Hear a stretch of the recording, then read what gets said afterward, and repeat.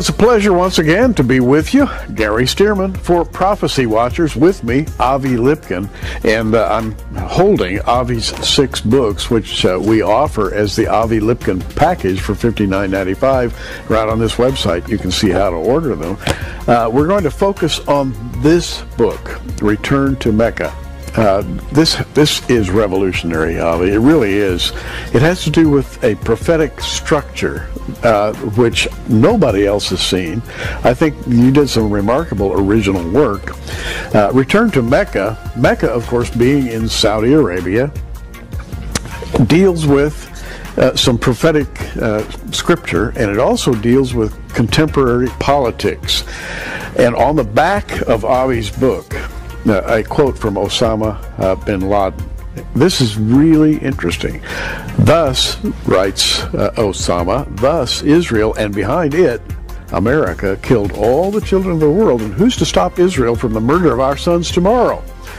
In Tabuk, or in Jauf, or in the surrounding areas of Palestine? And what will the rulers do if Israel starts to expand its unfair, unjust, and false settlements, which the leaders do declare as such, beyond its currently known boundaries, and says our borders extend to Medina? So here is Osama bin Laden looking at the world and saying, what's to stop Israel's leaders from moving southward into northern Saudi Arabia? Correct. What's the story behind that? Okay, I have to tell you, it must have been about 15 years ago, 20 years ago, that Israel came out with currency, with coins, showing a menorah. Now today it's a little 10 agora coin, but years ago it was 100 shekels, before they devalued by 1,000 times. It was a big coin with a menorah, which had been etched onto a shard, onto pottery.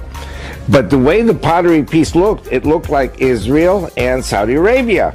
And so Yasser Arafat was saying, oh, you see, the Jews are going to take Saudi Arabia also.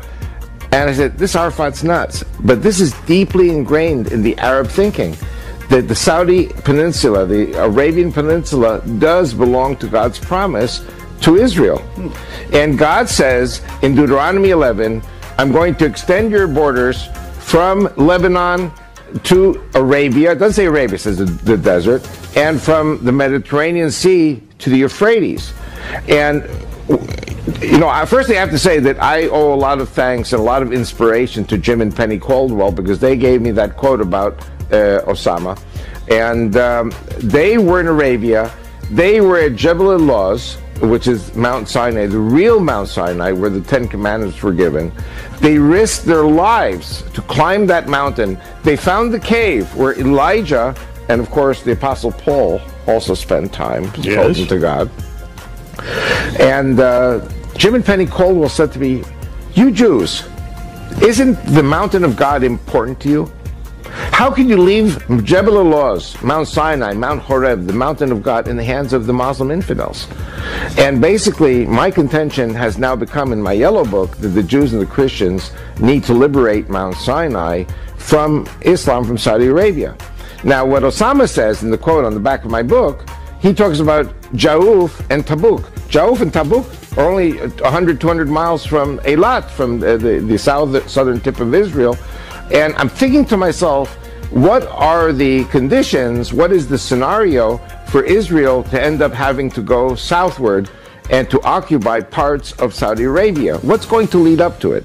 Does Israel want to do it? The answer is no. Israel has absolutely no interest in taking anything from Saudi Arabia. But I feel that a series of incidents that are going to take place will eventually lead to a vacuum that will suck Israel into northern Saudi Arabia. And on a previous guest, what's going to lead up to it? Does Israel want to do it? The answer is no. Israel has absolutely no interest in taking anything from Saudi Arabia.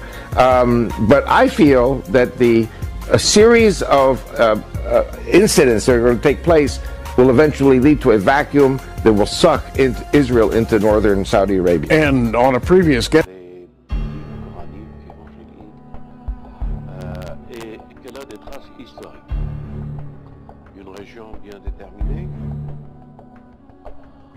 Ce territoire se trouve actuellement sur les lieux géographiques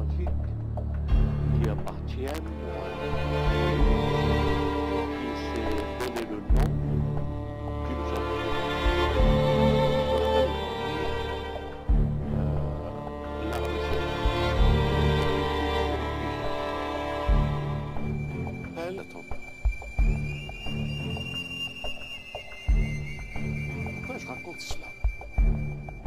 Et pourquoi je voudrais alerter l'opinion publique? Eh bien parce qu'aujourd'hui, le fils de Salman, le roi,